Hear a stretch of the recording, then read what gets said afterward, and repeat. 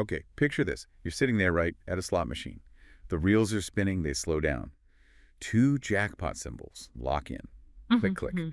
Your heart kind of jumps, you hold your breath, and that third symbol, it stops one spot away. Ah, that agony. Right. You know that feeling.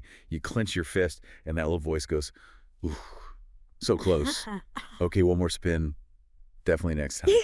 that's a really familiar feeling for a lot of people. Well, that whole intense moment, that almost win, it's not luck. It's not a coincidence. It's actually, well, it's engineered. Yeah. Pure psychological design. Exactly. So today we're doing a deep dive into this thing called the near-miss effect. Mhm. We're going to unpack how these slot machines are, very specifically built to keep you playing, even when you're losing. It's fascinating stuff. Our mission, basically, is to pull back the curtain.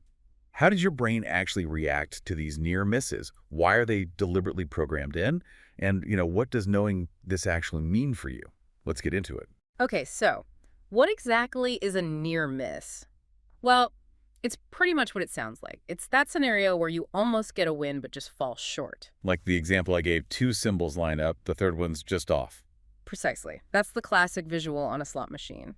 Two match, the third one lands just above, or maybe just below the pay line, close, but no cigar. Which feels incredibly frustrating, right? Yeah. I mean, it's a loss, plain and simple.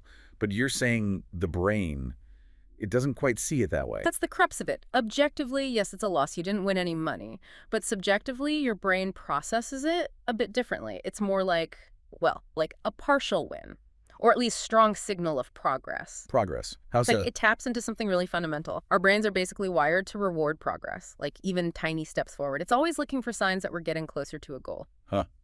So even though I lost money, my brain's going, ooh, getting warmer. Yeah. Is that the idea? That's where the neuroscience comes in, I guess. Exactly. And the research here is pretty clear. They've done studies using fMRI scans, looking at brain activity. Right. And they found that a near miss lights up the exact same areas in the brain as an actual win does. Wait, really?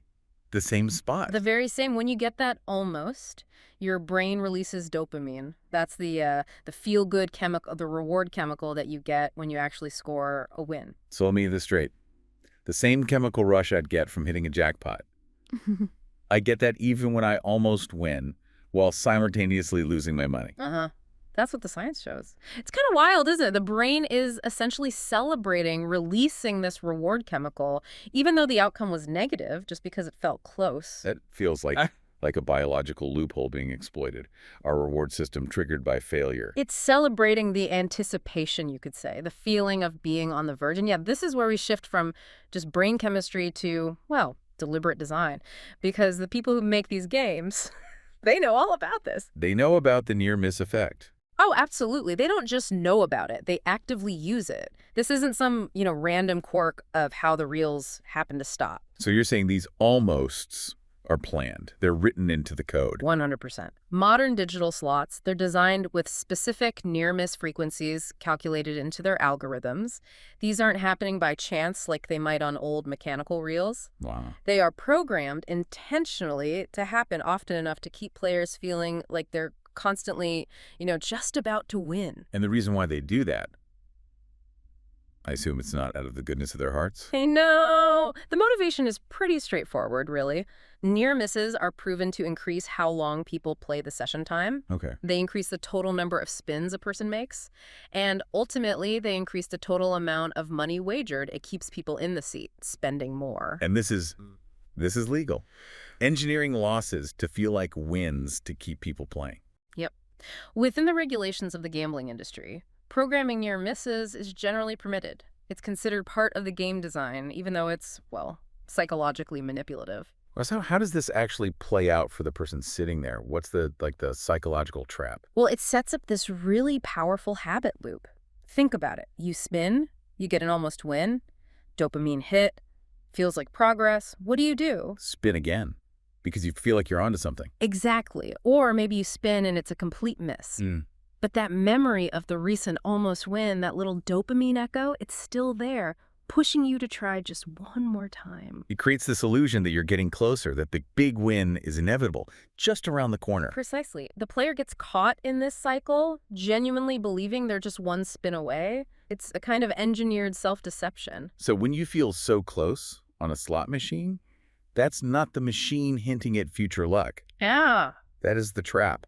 That's the critical takeaway. It's not a sign to keep going. It's the mechanism designed to make you keep going, regardless of the actual odds, which haven't changed at all. It's about psychology, not probability at that point. Okay, so wrapping this up then, the main point we've uncovered in this deep dive is pretty stark. That gut feeling, that heart in your throat so close moment on a slot machine, it's not random. It's not luck warming up. It's a manufactured psychological trigger. It really is. It's a powerful demonstration of how game design can tap directly into our basic brain wiring, using our own reward systems, essentially, against our rational judgment. That dopamine from an almost keeps you hooked, even while losing. It makes you think, doesn't it? If you've ever been playing one of these games and found yourself chasing that almost feeling, maybe take a second and ask, am I really chasing a win here? Or am I just chasing that feeling? A feeling that was put there on purpose. Yeah, that moment where you felt so close, it was expertly designed. It shows just how well the game understands your psychology. Maybe, in that moment, even better than you understand it yourself.